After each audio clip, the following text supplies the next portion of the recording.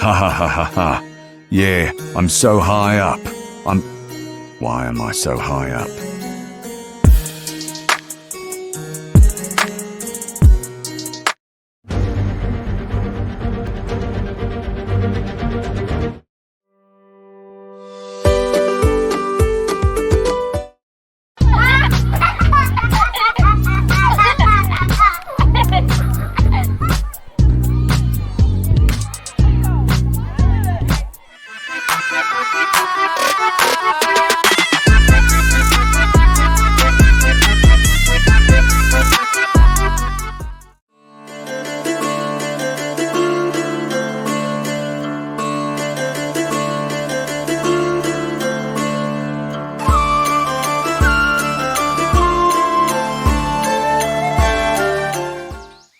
A wise man once said, "If you want something done right, then do it yourself."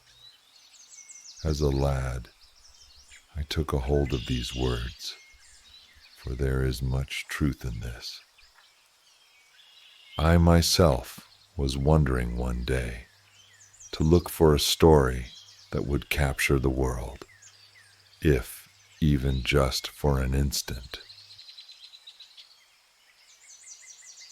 Thus it was then I fell down a hole as I was walking through the woods. Dawn, then dusk passed for what seemed like ages. 'Twas then as I stumbled through the dark, I tripped over what seemed like a very wide rock. I then lit my lamp, using the last of the oil that remained, to see what had given me such a rude awakening. My eyes marveled as I saw it was a large scroll casing that had been there for potentially ages. After a few hours, I broke it out from the ground. Then I was lucky enough to find my way back to the surface.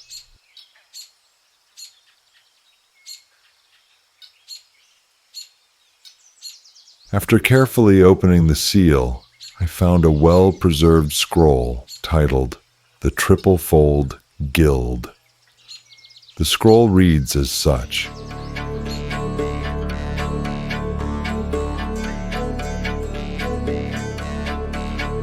Through and through again, thou hast done it. What a marvelous way to begin today. At this rate, I will conquer all there is to gain. In the end, it won't be for my name's sake, nor what I can obtain, but rather to keep the lawless down low where they can do the least damage. It seems like a dream, since it may very well just happen anyway when I pass. However, I will decimate these petulant, foolish demons in the name of Jesus Christ while I still suck air. With courage in mine heart and determination in mine spirit, I shall strive to bring forth justice, that peace may reign and the shadows of chaos be banished from the land. Ah, my patience is rewarded. Finally a fellow that understands my predicament and spirit.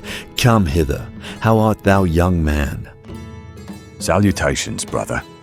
By God's grace I live to see you again. Praise be his holy name. I am very well. And thou? Well, 'tis not been an easy time. I just have been very overworked and underpaid. As frustrating as this is, I can't seem to find any solution. I've pondered much, but no success as of yet. Well, Hast thou tried simply hiring a few workers, starting them out at a very low pay but livable, then offering a raise in the near future, which will be a year roughly?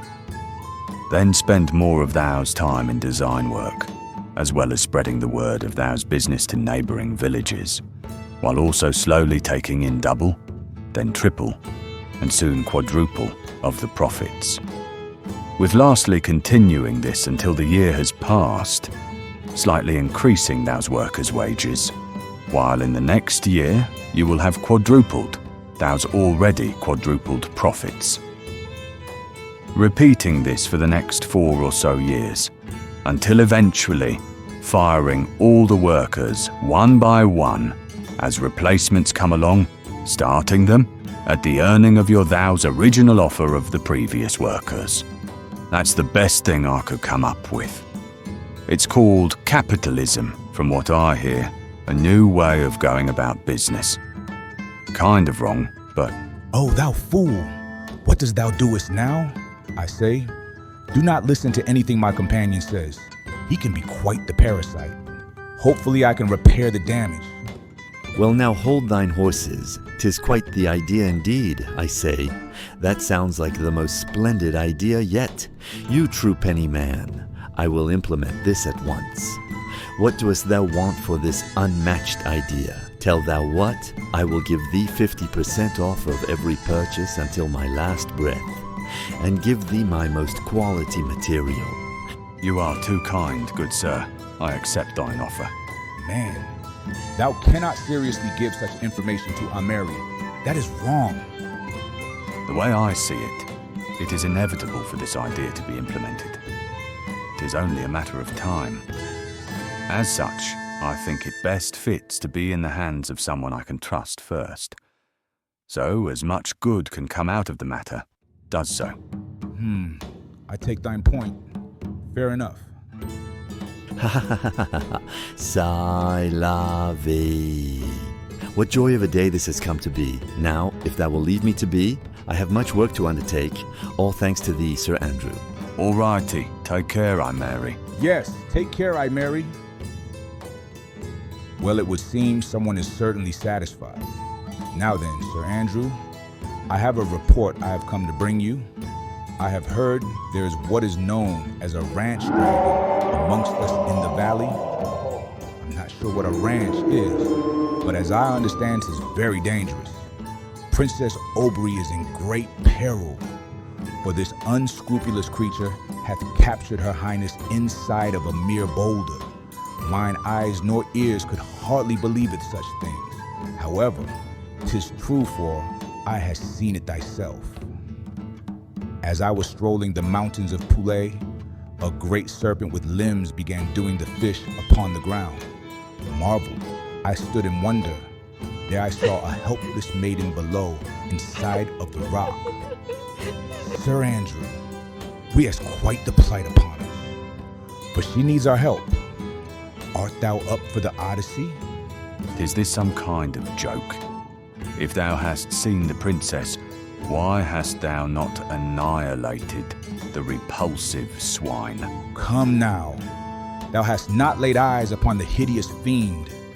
His eyes are like that of a lion times 20,000. 'Tis size that makes the king's castle seem as 'twere a mere ant, with a face as nauseating as a witch. Oh, fine, fine. Quit thou's bellowing. 'Tis the size that makes the king's castle seem as 'twere a mere ant. Pish. Nonsense. No foul pig donkey shall make my legs to quiver. Now then, I shall find this parasite, and such shall be the circle of life. Thou fool! Firstly, thou must be in a guild to try such. Secondly, thou cannot honestly expect to behead a dragon bigger than thine's eagle. Oh, I be Ellis. I am frighted of a dragon with a fat oaf ogre with wings. Come save me. Psh! Thou art a timid monkey with the brains the size of an aphid. Apologies. Thine words were careless and a bit unnecessary. Thou art correct. Allow us venture on then, brother.